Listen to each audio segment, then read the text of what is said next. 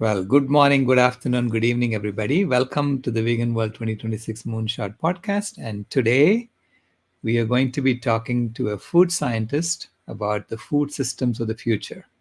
And she has written an amazing book called Food for Thought. And it certainly is a food for thought, is food for thought. And there's a lot of research that went into this book. I can see that. Welcome, Camila, Dr. Perussello. It's a pleasure to have you on our podcast. Hello, Sailesh. Thank you for having me, and good morning to everyone.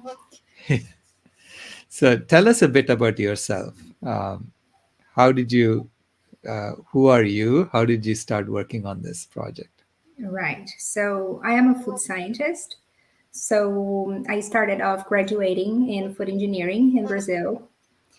A few years later, I got my master's degree in mechanical engineering, Hmm. more specifically in the field of thermal sciences applied to food production. And then 4 years later, I finally got my PhD in food engineering. So my area of expertise is food formulation design, food processing, and valorization of agri-food waste and byproducts. So just for context, 9 years ago, I migrated from Brazil to Europe, first Italy and then Ireland, where I have worked in a number of institutions as a postdoctoral researcher, including the Irish Food and Agriculture Development Authority and also Dublin Institute of Technology. And of course, the food industry and academia are heavily reliant on animal use. So, a couple of years ago, I decided to leave my job and instead use my professional experience to advance the vegan mission by writing a book called Food for Thought Planetary Healing Begins on Our Plate, which is a book, a science based book that explains why we need to transition to a plant based food system if we want to curb the climate crisis and solve many of the problems facing humanity today. And yeah, I also consult for food companies, helping them transition away from animal use. And yeah, that's what I do now. That's what you do. Okay, wonderful. So tell me, how did you go vegan? How did this happen? This transformation happen? Yeah, so actually, this story is okay. I started by becoming vegetarian in 1999. In my teens, I was 16. Back Mhm. then, I didn't know any vegetarians, let alone vegans.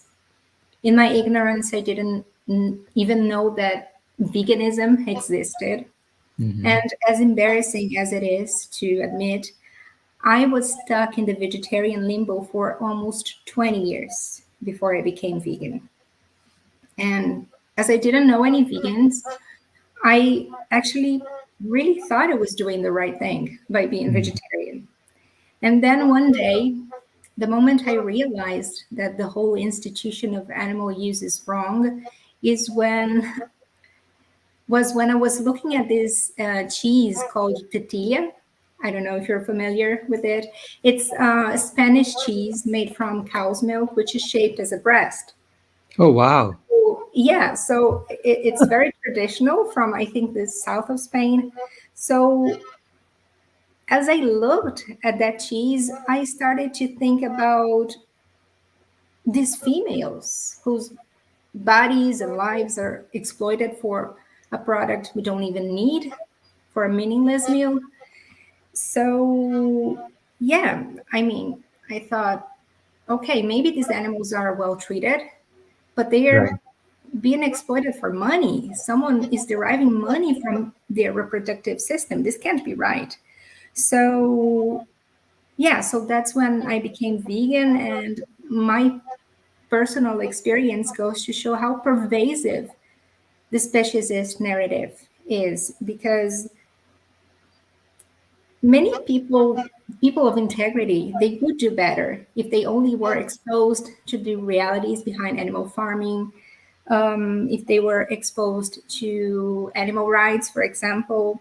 That's Mhm. why it's so important to popularize veganism, because Yeah, normalizing veganism is obviously a good thing, even Mhm. though the way veganism is portrayed in mainstream media is sometimes subtracted from the political element. But of course, it's a good thing if people at least know what it's all about.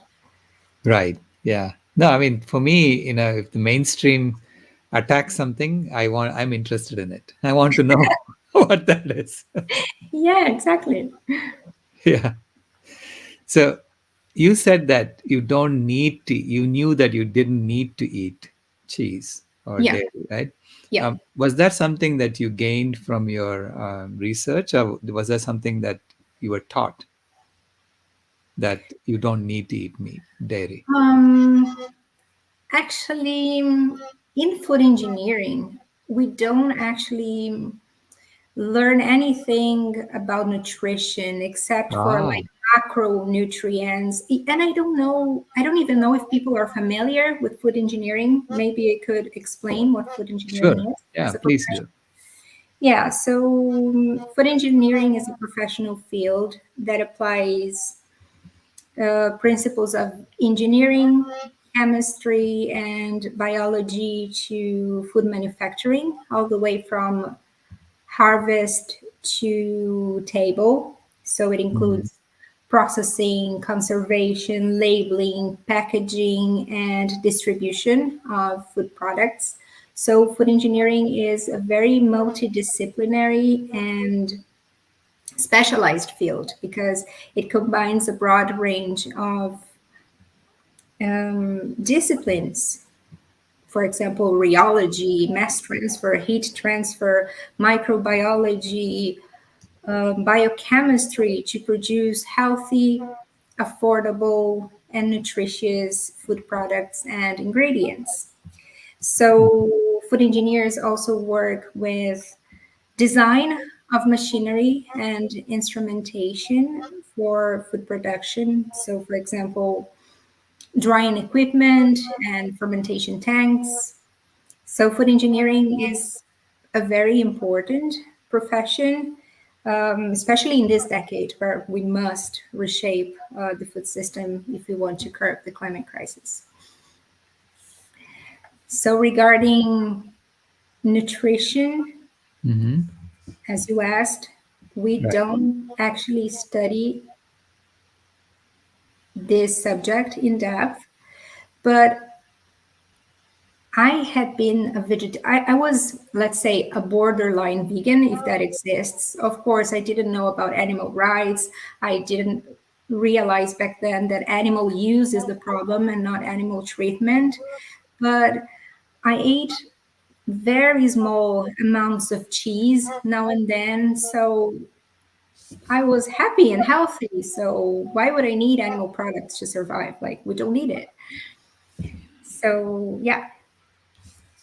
No, but what I find fascinating is that the field of food engineering does not teach you nutrition, No. though it looks, I mean, because to me, the objective of food engineering is to make sure that everyone gets fed what they need.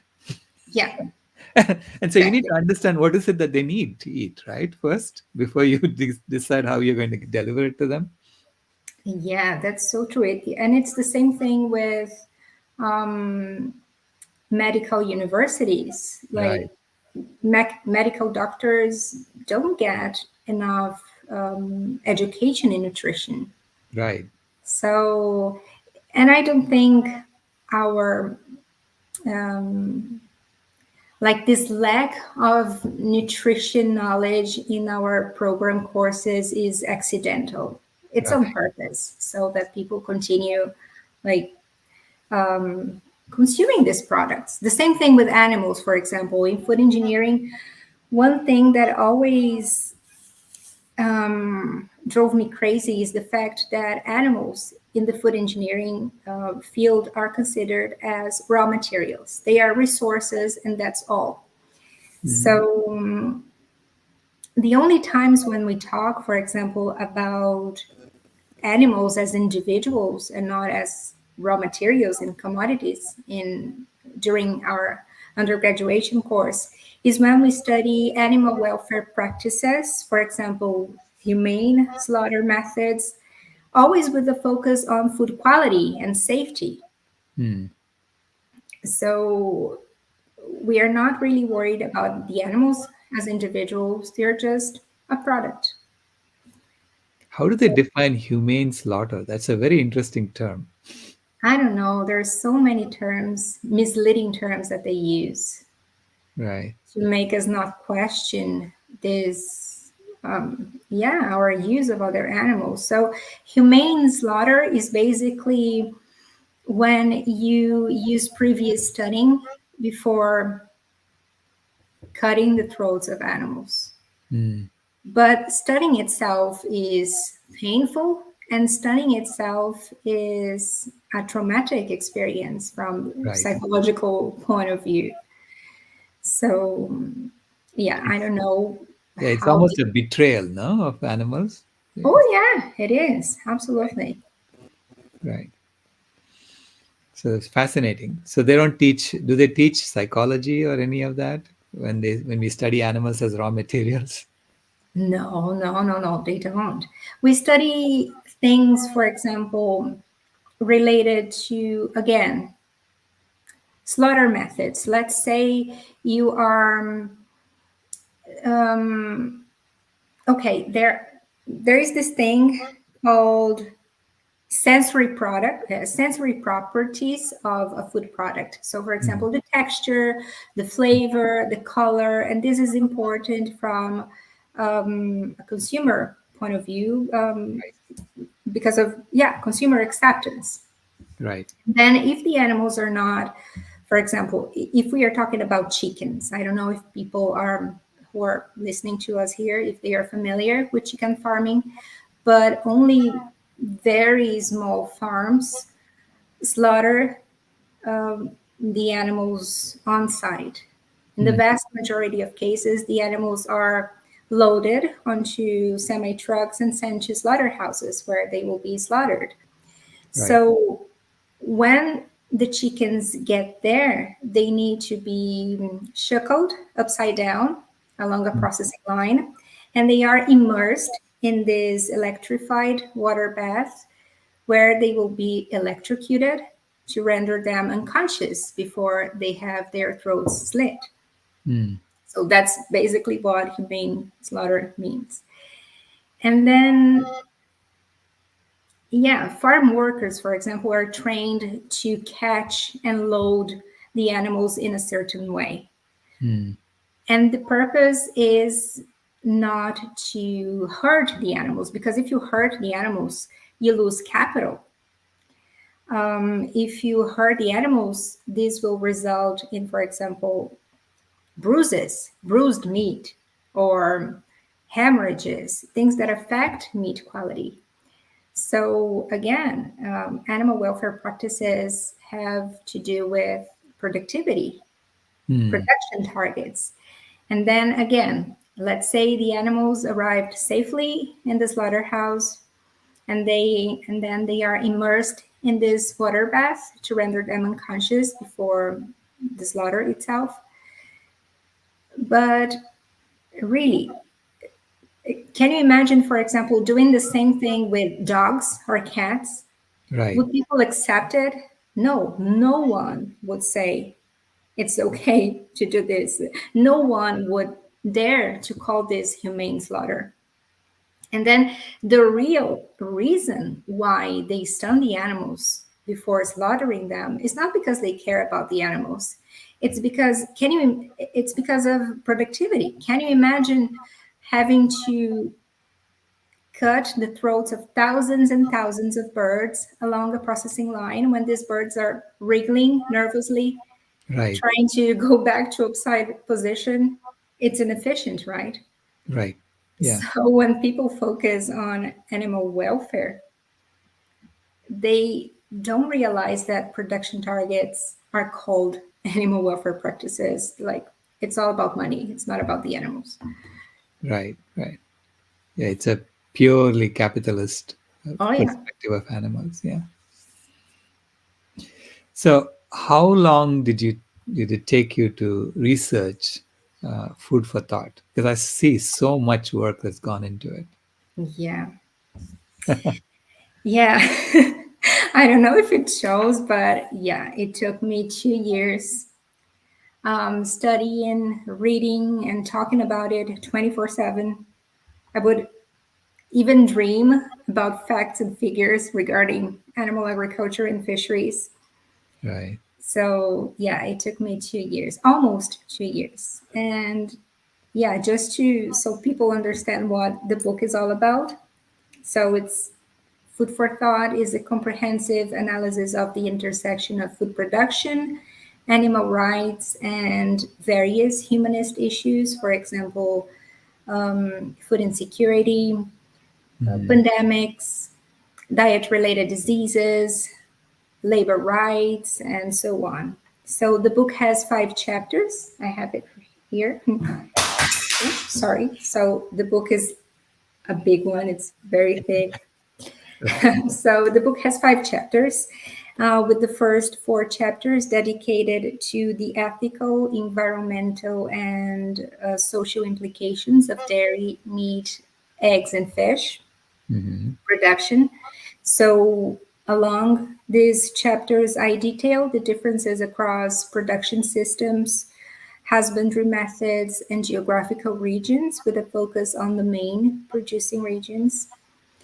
And of course, the reality behind the animal industry is pretty grim. So I end the book on a more positive note, let's say, Hmm. by inviting people to go vegan.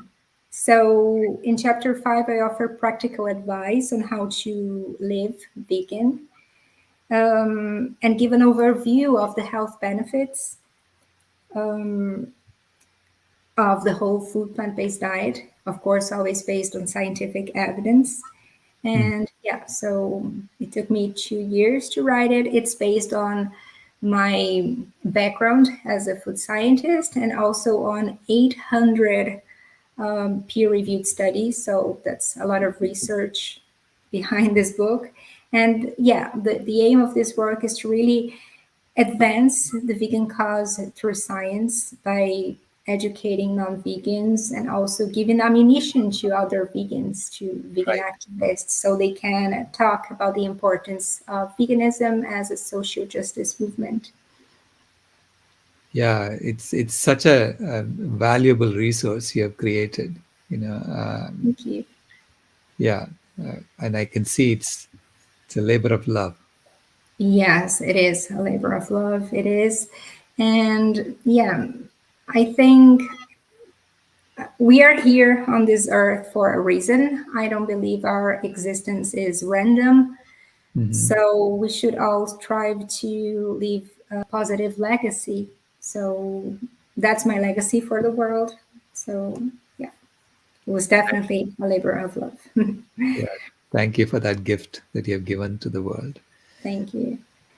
I noticed that at the end of each chapter, you had a lot of photographs of Oh yeah, production systems and what really happens to these animals. yeah. It's heartbreaking. Some of the It photographs. is heartbreaking. I have to tell you that. Okay, so to that one image speaks louder than 1,000 words. Right. So I complemented my analysis with pictures from undercover investigations conducted by animal equality in different farms around the world. And I remember when they sent me the pictures for the first time with the descriptions, I got feverish for like many days. It's Mm. like I was connecting to the anguish, to their pain, because the pictures are so, so heartbreaking.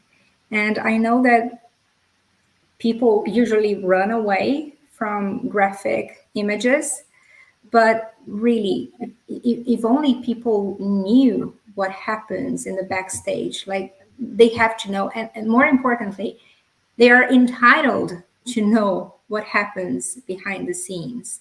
And Right. the very fact that people run away from violent scenes like these ones that are inherent. Suffering is inherent to animal use. We have to understand this. Mm-hmm. There is no compassionate or kind way of using and killing an animal. It's not possible. The very term doesn't make sense. Humane use, compassionate use. What is that? We use things, Right. not living beings. So the very fact that people run away from pictures like this shows that violence is not our nature. Mm-hmm. Like, Right. so yeah. Yeah, but I was what stunned me was that uh, as a food engineer, it appeared as if you were seeing this for the first time. You know, the pictures from animal equality, and I would think that as a food engineer, you would this is normal. You would have seen this, right? They would teach you this is really what's happening. Yeah. Okay, so let me tell you a story. Okay, tell me the story. Yeah. When I was, I think, 19, it was maybe my second year as an undergrad student. We had to visit this meat packing facility Mhm. and watch the whole slaughter process. So, the aim of the visit was for us to understand the processes used in our future profession.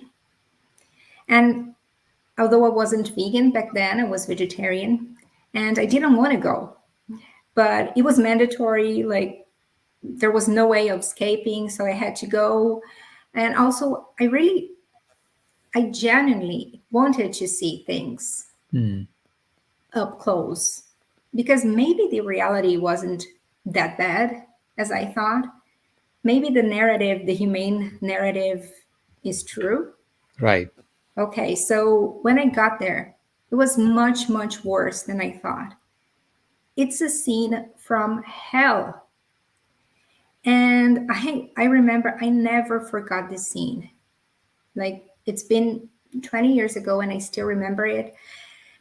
There is the evisceration stage where basically workers cut open a cow's body to throw away the internal organs.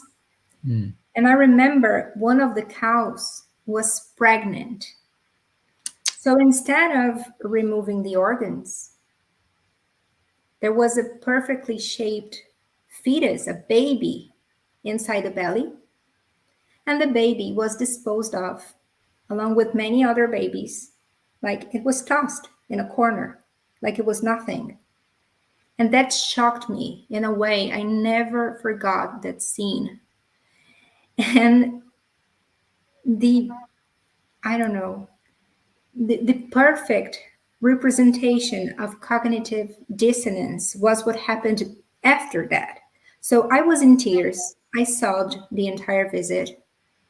Everyone, including my the lecturer and my colleagues, were looking at me as if I was crazy or anything Hmm. because my crying is not professional. Hmm. Like, as if apathy towards the suffering of others is something to be proud of. But Right. anyway, in their minds, we had to be completely apathetic if we Right. are real professionals. And after we saw all the process, we were awarded with this sensory analysis session, which means basically tasting the products produced in that factory. And everyone was eating meat products. They had just witnessed many animals being slaughtered, like babies. Right. You know, it's crazy. It's really crazy. So, of course, the fact that we vegans are putting out a message of compassion, we are trying to show the realities behind animal food production. Sometimes it's not enough because apathy and cognitive dissonance are so ingrained in our minds since we are little children that many people, even if they see these realities up close, they will continue doing the same thing. But we have to try. Right. Right. So that too, for you, it was a witness. You were a witness to the apathy. Oh, That, yeah. yeah.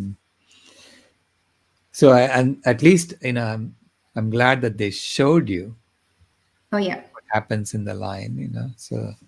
So some of the photographs you saw were not a shock to you then from animal. No, I think more subtle things were more shocking to me. Mm, Sometimes the look on the eyes of an animal.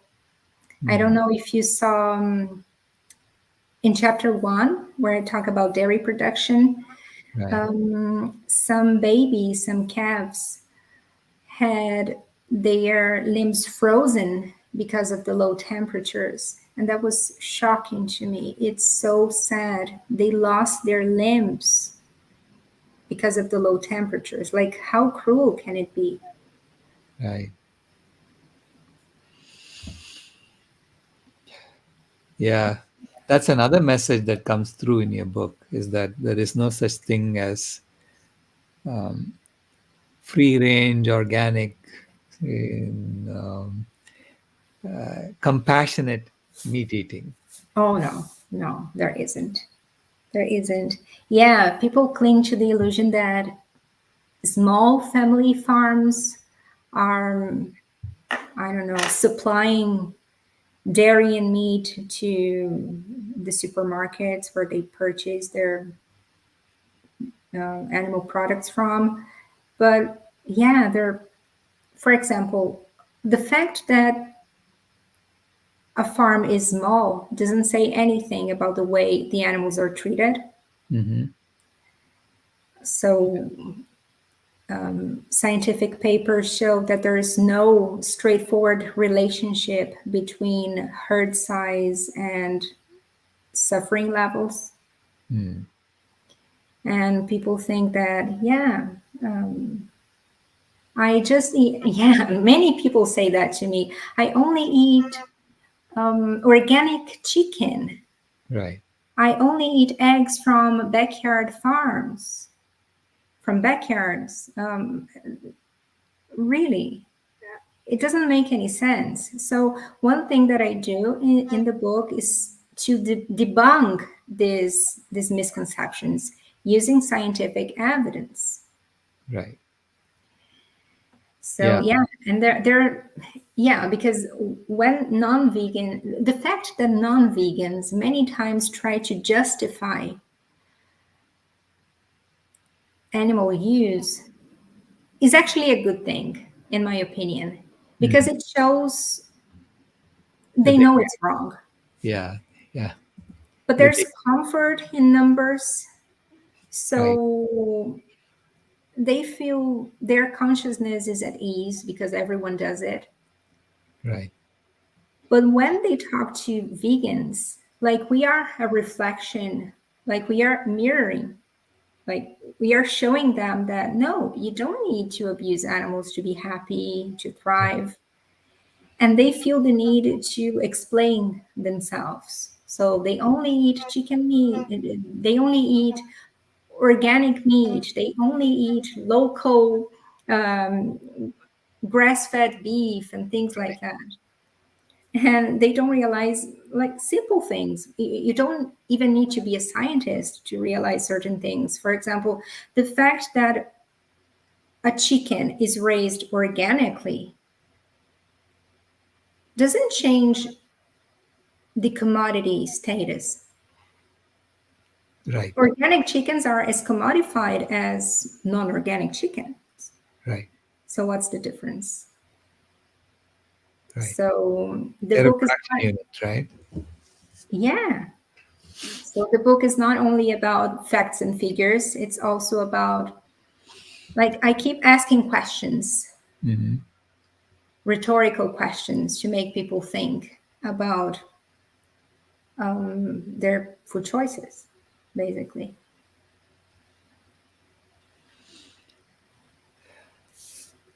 So it's a question on the chat. What is your practical advice to people? What can they do? Do about animal suffering. Yeah, but spreading the word about addressing animal suffering. I mean, you make the case in your book that Yeah, yeah, animal use is animal abuse. yeah, yeah, absolutely. Yeah. Well, we all know that, well, most of us know that animal use is the most consequential, uh, sorry, that animal products, animal foods are the main form of animal use. Hmm. So if we really want to protect animals from suffering, the first thing we need to do is go vegan. Like, go vegan. Don't support the exploitation of other sentient beings, is the first thing. And then, if we are already vegan, we have to spread the word. We have to talk about it. We have to keep making the case because the animals are voiceless. They don't have anything to speak out for them. So if we vegans, we are just 1% of the world's population. So we really need to get out of our comfort zone and, yeah, keep educating people. Like, Right. talk about animal rights, talk about veganism, talk about everything related to veganism. Even if it's, even if you focus on, let's say, shallow, self-centered reasons why people should shift away from animal products, why not? Like, use all arguments you can. Hmm. So yeah, so that's my advice. Yeah, and I think you have given us a valuable resource for informing ourselves before we go out there and talk to people. So, Yeah, yeah, because many times, I don't know, I think when we become vegan, many of us think we know everything. hmm, um, and sometimes we don't keep studying and gathering more evidence, because I don't know why this happens, but I right. know it's painful for us to watch undercover investigations, to read about you know animal rights violations. It's hard, Yeah, but we have to do it. We have to do it for the animals. The more educated we are, the more eloquent we can speak up for the animals. right. Yeah, absolutely.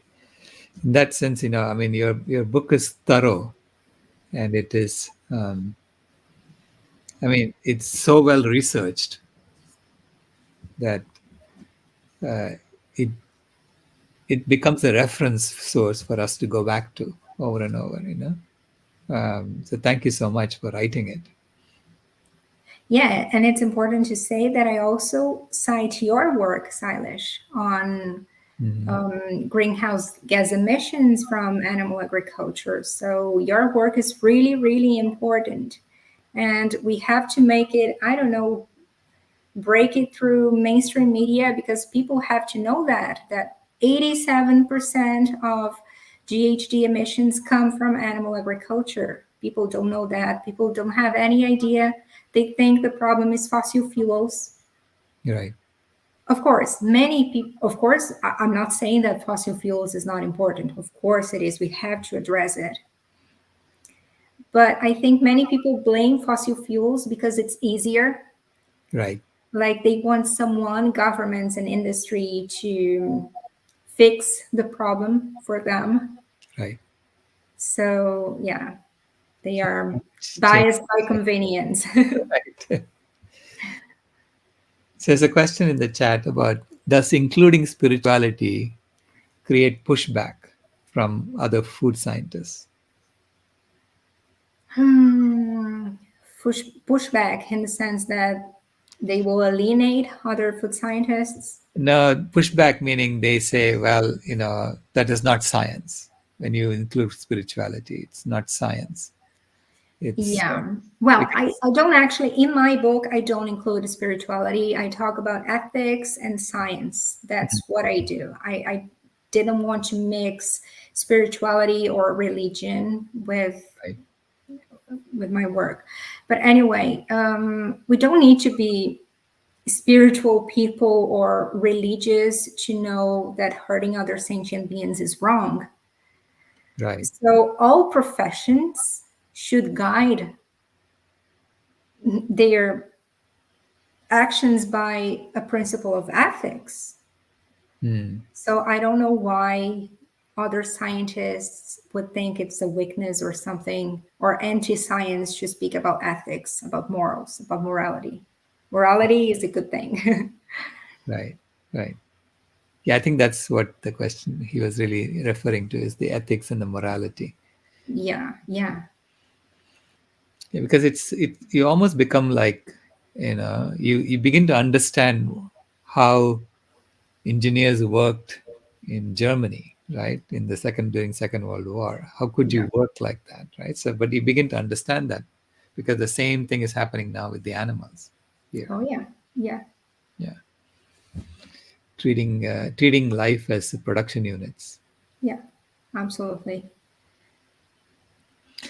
Well, how do you envision the food systems of the future? So I'll get to the last chapter of your book. Yeah.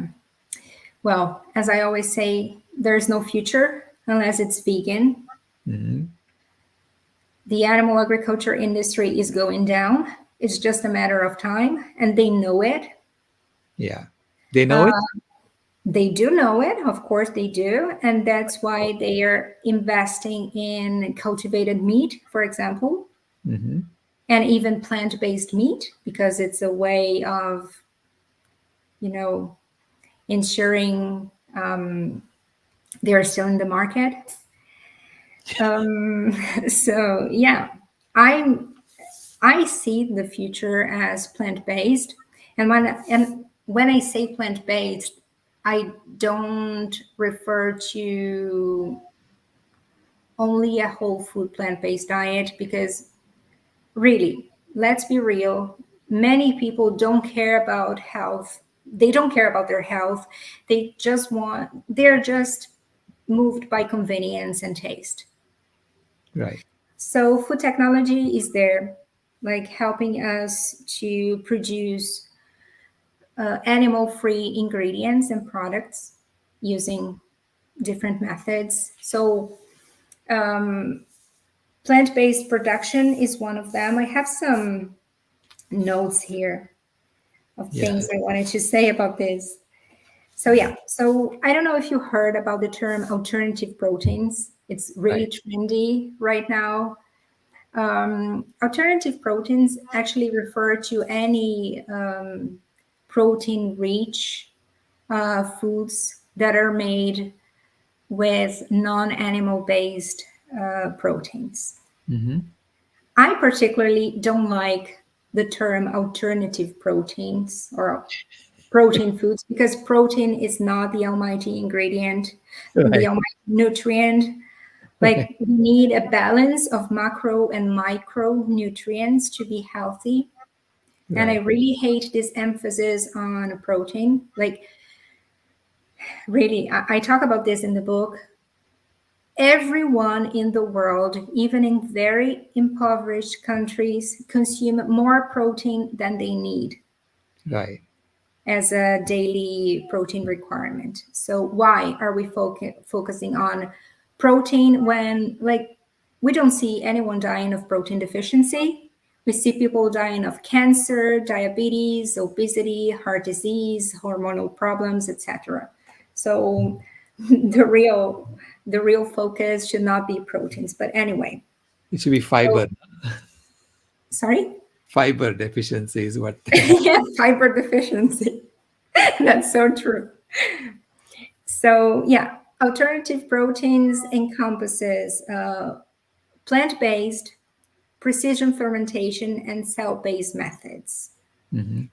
So I will talk about each of these types of products. So plant-based is basically you develop a burger made of plants instead of animal flesh, for example.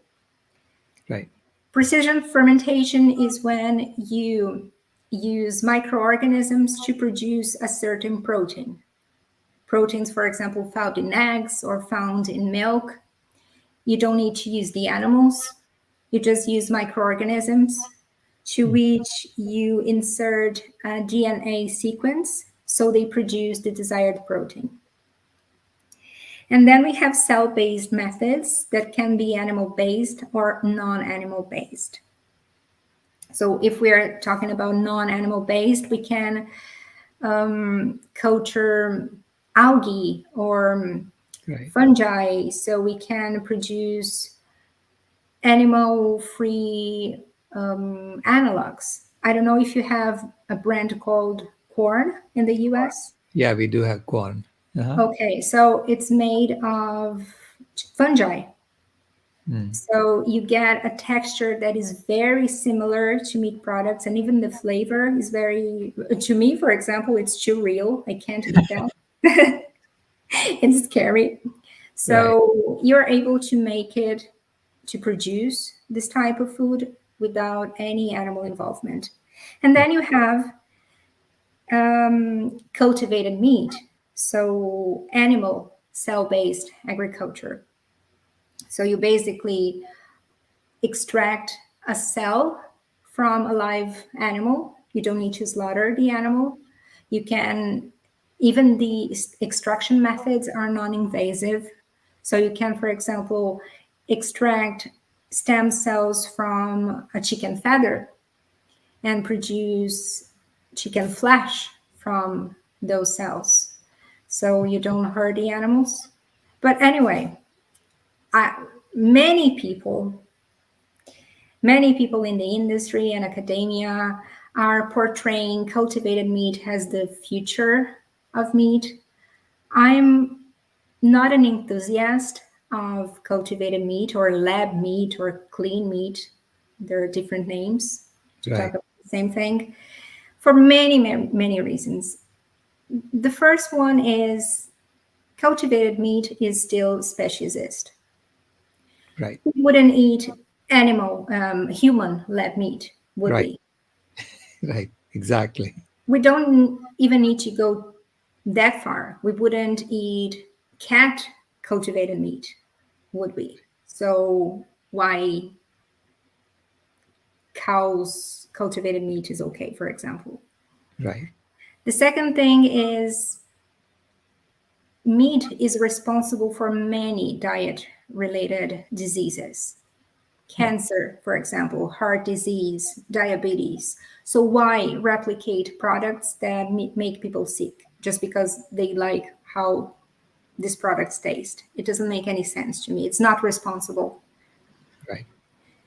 And then the third thing is cultivated meat is technically feasible, but it's not economically viable. Right. The cost of growth media, for example, and the cultivation facilities is so high that it's impossible to reach price parity within a decade. Mm-hmm. For example, I have some statistics in the book. So, for us to cover 10% of the global meat supply, we would need facilities 4,600 facilities. No, it's the opposite. 4,000 facilities with 600 bioreactors each, costing $1.8 trillion. Right. So it's so disheartening to see all these resources going to cultivated meat when you can simply grow plants and educate people Yeah. on the importance of a whole food plant-based diet. Yeah. But anyway, the to sum up the idea, yeah, the future is plant-based and there's no escape. So There's no question about it. Yeah. no, no, there isn't. So, as a food engineer, do you think we can achieve both, convenience and healthy food at the same time? Meaning, can we have whole food, plant-based, Yeah. convenient food? Yeah, of course we can.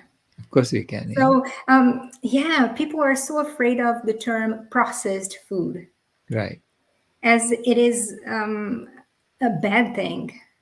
Um, but processing is good. Not everything that is natural is good. For example, meat, flesh, animal flesh is natural, but is it good? It's Yeah. not good for our health. Try to eat wild corn, for example. It's natural, but it's toxic. So when we talk about processing foods, for example, plant-based milk is processed. Right. Beans are processed. Cereals are processed. They are dried. Yeah. They undergo thermal processes. So processing is not inherently good or bad. The whole purpose of food engineering is to produce healthy and safe foods. Right. So yeah, we can have both. We definitely can. But yeah, we need to educate people on the importance of good nutrition. People really either they don't know Mhm. or they don't care. One of the two. No, I mean, as you pointed out, even as a food engineer, you were not taught nutrition. As a Oh medical yeah. professional, you're not taught nutrition. So it's, as you said, it's by design that we're Oh not yeah. taught these things. Yeah. It is by design. It is by design. And so we need to change that. And clearly, your book is a step in the right direction for I everyone. hope so. I really hope so. Yeah, these are exciting times. So things are changing. So thank you so much for contributing to that change. Thank you too. Do you have any last words before we close? Hmm, I'd say I don't know if for people who are maybe watching this and they are not vegan yet, but they are maybe vegetarian or even omnivores and they are thinking about going vegan, do it. Like the vegan diet is tasty, affordable, it's diverse, is delicious, and you won't be hurting anyone. You will be part of the healing. So if you're talking about going vegan, do it. It's the moral thing to do. It's the kind thing to do. And yeah, that's my message. So again, thank you very much, Dr. Thank Perussello. you, It's been a Sailesh. pleasure speaking to you. Thank you. Likewise.